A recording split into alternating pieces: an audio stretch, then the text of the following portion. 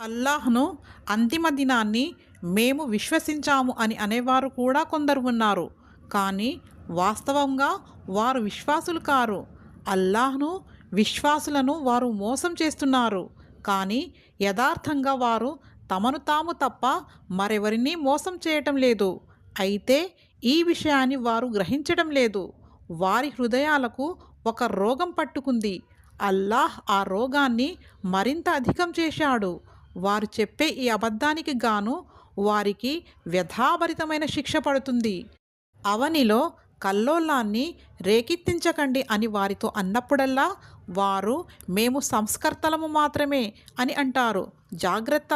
వాస్తవంగా వారే అసలు కల్లోలాన్ని సృష్టించేవారు. కానీ వారు గ్రహించటం లేదు. ఇతరులు విశ్వసించిన విధంగానే మీరు విశ్వసించండి అని వారితో అన్నప్పుడు వారు మూర్ఖులు విశ్వసించిన విధంగా మేము విశ్వసించాలా అని జవాబిస్తారు. జాగ్రత్త! వాస్తవంగా వారే మూర్ఖులు, కానీ అది వారికి తెలియదు.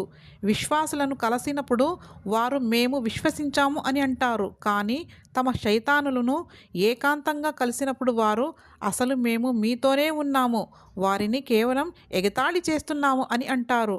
అల్లాహ్ వారిని ఎగతాళి చేస్తున్నాడు. ఆయన వారికి వ్యవధినిస్తూ పోతున్నాడు. వారు తలబిరుసుతనం వల్ల అంధులై గమ్యరహితంగా తిరుగుతూ పోతున్నారు. సన్మార్గానికి బదులుగా అపమార్గాన్ని కొనుక్కున్న ప్రజలు వారే. కాని వారి ఈ బేరం వారికి లాభదాయకమైంది కాదు. వారు ఏమాత్రం సత్యమార్గంలో లేరు. వారి ఉపమానం ఇలా ఉంది. ఒక వ్యక్తి నిప్పు రాజేసినంతనే పరిసరాలన్నీ ప్రకాశించాయి. అప్పుడు అల్లాహ్ వారి కంటి వెలుగును హరింపజేసి అంధకారంలో ఏమి కానరాని స్థితిలో వారిని వదిలాడు. వారు చెవిటివారు, మూగవారు, గ్రుడ్డివారు.